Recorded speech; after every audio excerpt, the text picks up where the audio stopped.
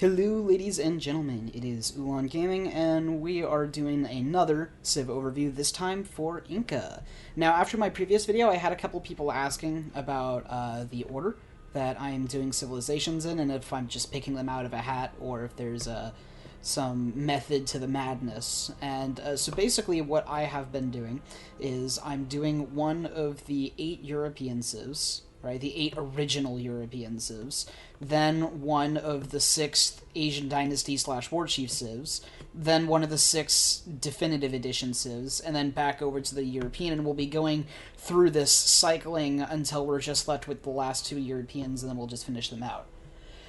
So this time, we will be covering Inca, possibly the worst flag I have ever made for any of the civilizations. The Inca flag looks terrible in this one, but you know what? I don't care. So, let's get into their unique mechanics. There are 3 primary mechanics that are unique to Inca. The first is their Kalanka house. Much like the Brits or Japan or Sweden, Inca has a house boom based off building houses that generate resources. Now they start with generating food, and they're upgradable through a card in Age 2 that just boosts the gather rate, and then a further card in Age 3 that allows you to toggle so that they gather wood instead of food, which is an insane card. Because when you have 12 Kanja houses and they're all doing borderline 1 wood a second, you really suddenly just absolutely take off.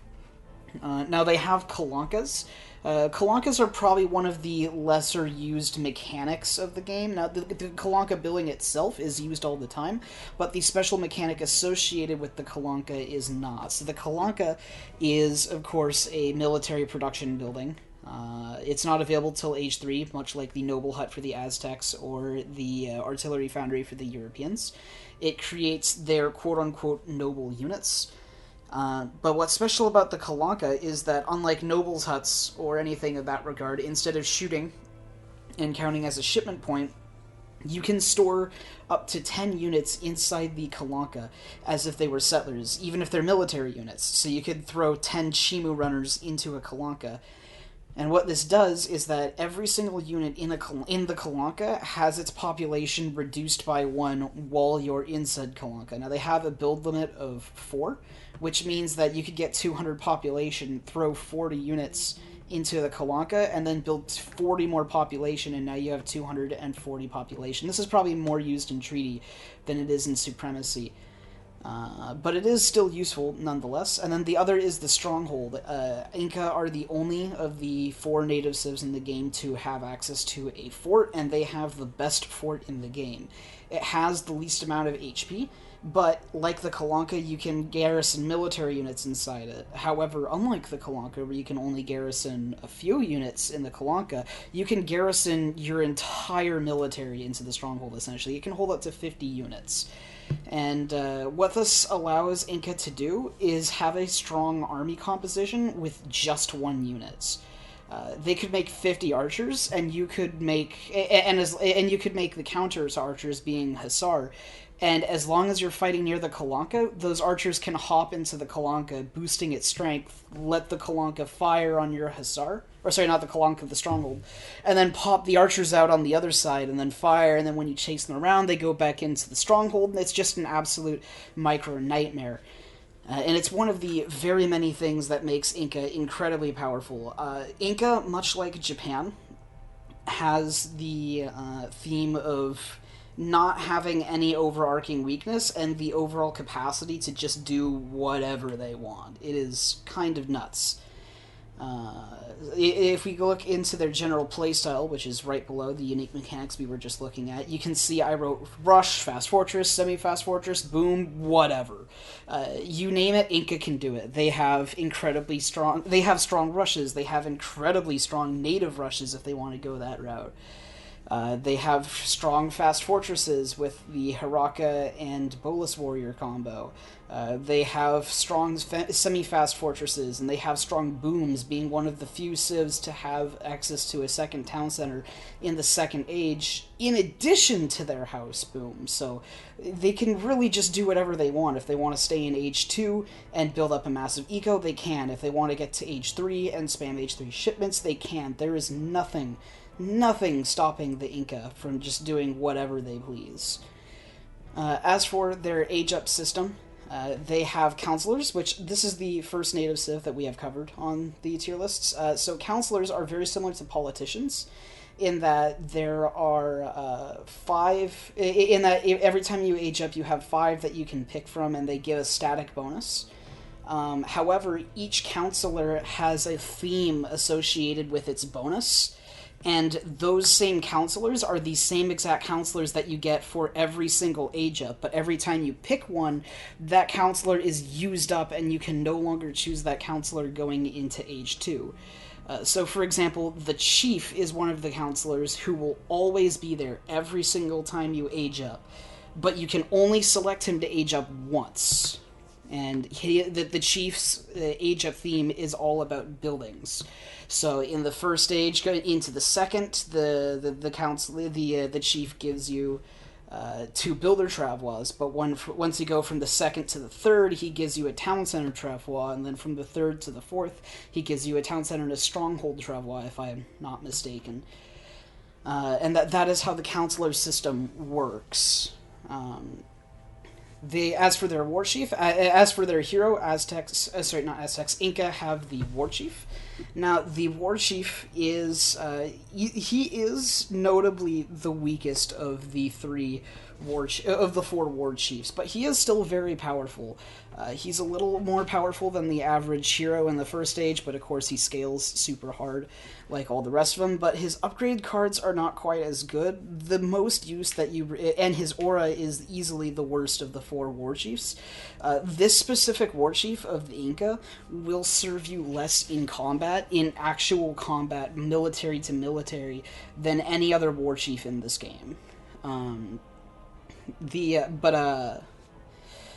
real advantage to the Inca warchief is not in his combat ability, unless you are running natives, because his aura boosts native attack instead of his actual normal units.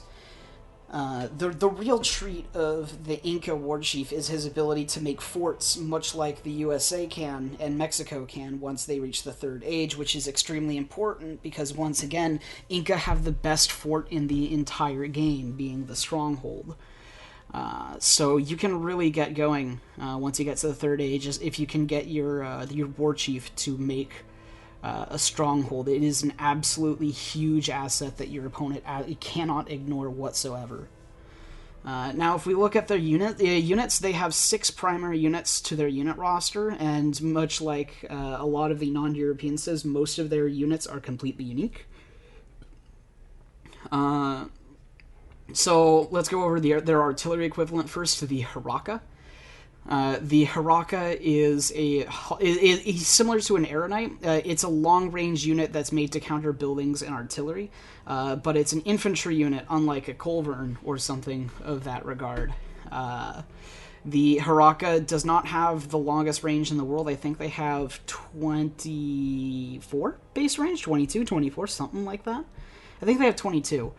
Which does mean they have to get within cannon fire range in order to fire off, but they do a ton of damage, and it is siege damage, which means that they, in addition to acting as a culverin and a mortar, they also act as a falconet just by themselves, so they can really just kind of shred anything to pieces that comes within range of them. The Haraka is a very deadly and potent unit that always needs to be watched out for. The Chima Runner is the equivalent of Coyote Runners from Aztec. It is a heavy cavalry equivalent, because Inca does not have any actual cavalry. All of their units are infantry. The Chimu Runner is everything the Ulan wants to be. It's high. It's per population. If you set 2 Chimus, which is the same population as 1 Ulan, Chimus have more attack and HP than Ulans by a very wide margin. Chimus are everything the Ulan wants to be. They, much like many of the Aztec units, are glass cannons in that they have low HP but very high attack. And that also goes true for the Hiraka.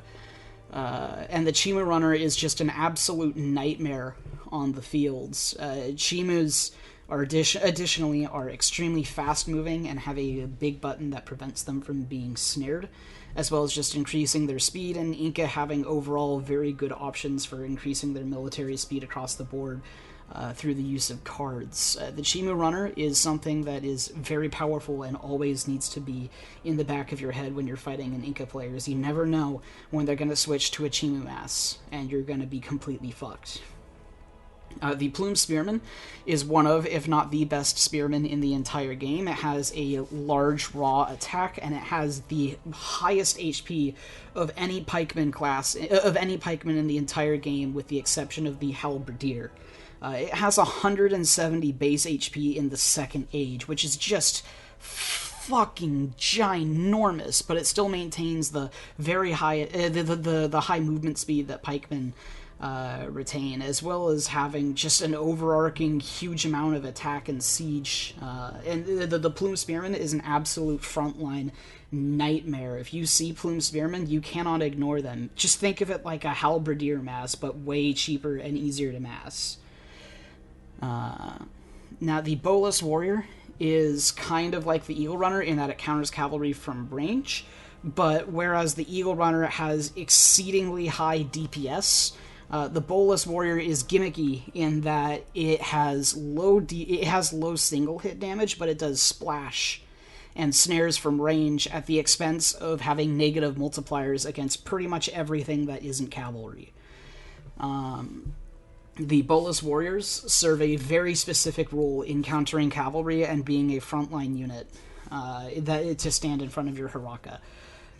The Bowless Warrior is not the strongest unit in the world. It is still a very solid unit, especially if your opponent is massing cavalry, which they will do if you make Hiraka. So it definitely serves its purpose. But the Bowless Warrior does still have its troubles, and although it is a very solid unit, it is not one of Inca's best units, those being the 4 units that are red. The Maceman is like a super Doppelsoldner. It's 3 population, very expensive, very slow, and it crushes everything it touches. It's like a light Landsknecht. The problem with the biggest issue with Macemen is that they cost a very large amount of coin and are very difficult to get in large masses, because Inca in particular struggle, I'd say, more than most of the others when it comes to gathering coin for their units. Most of the other natives when it comes to gathering coin for their units. And I'm saying that knowing full well about the tribal marketplace system that Howds and Lakota have to deal with. The Maceman is just extremely expensive. And they're very difficult to mass and usually not worth it when they are. You can make pretty decent use out of it, combining them with the Kalankas and the Strongholds to get them to pop out on enemy units, but it's very iffy. The Jungle Bowman, on the other hand, is it's obviously an archer. It has a poison effect that does damage over time, and this damage is static, which means that a portion of its damage is guaranteed no matter what the resistance is, and that makes it so that although it doesn't do siege damage, it does count. The Jungle Bowmen are able to fight their counters better than other skirmishers are, because you have to think. If, let's say, 4 or 5, let's say 5 of their damage is always guaranteed, no matter what, when you take the 75% of The 75% range resist of a falconet. Jungle bowmen are able to deal with falconets a lot better than other skirms because let's say they're in the Fortress Age and they have their upgrade cards.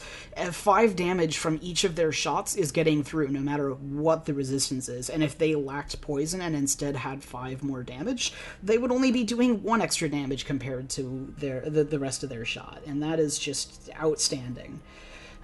They're like the Yumi Archer in that they have an attack speed of 3 and fire at the beginning of their animation as opposed to the end, which makes them more in line with other skirmishers rather than archers. The Jungle Bowman is a very solid unit that you will often see combined with the Plume Spearman. But if we look at Inca's units, they really only have like 6 primary combat units, and 4 of them I have red squares on for being outstanding units. Inca have such a very... In addition to their extremely strong native options, extremely strong rushes, extremely strong water even, Inca just have extremely strong units. They are a civilization that has very few weaknesses, and they do have weaknesses, but they are just overall an extremely powerful civ that excels in anything they want to do. Now, when we're talking about primary standard Inca unit compositions, we're thinking the Jungle Bowman and Plume Spearman. Age 2, they both cost food wood. They both cost around the same price. Even they're very easy to macro for. You macro exactly the same. One of them is like 100 food and 20 wood, and the other is like 90 food and 20 wood. It is like if you mass for one, you mass at the other, and it makes them very easy to pair together, which is great considering it's probably the best pike bow combo in the entire game. And then the other you'll find is Inca players will often fast Fortress and then go Harakabolus. Harakabolus is obviously more like a musketeer cannon combo than a skirm pike, that is something that you will run into pretty frequently as well. Whenever you're fighting Inca, it's very important that you check their deck to try to guess what they're doing, but it can really just be a toss-up because you never know what an Inca player is going to do when you run into them. And as for things to watch out for, you'll notice that Chimu Spearmen are not really listed in any of the primary unit compositions, and that's just because Inca just kind of throws the Chimu wherever it wants to go. At any point, they can just be like, okay, pike bow, they're starting to get used to that. Let me just throw like 30 Chimus at them to change things up a bit, and they'll do that. So no matter what you do, you always need to have some aspect of anti-cavalry in your force in order to prepare for the Chimu mass, and even then, Chimus do such an insane amount of damage, and they have such excellent pathing and can't be snared that it might not be enough. Inca have an extremely powerful Age 2 boom, and if you don't put pressure on them and force them to keep making units instead of booming, they will boom out of control with their 12 Conja houses and their 2 town centers in Age 2.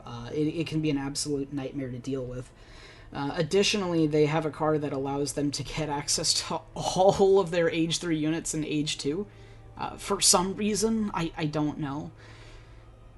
You also need to watch out for the native rush.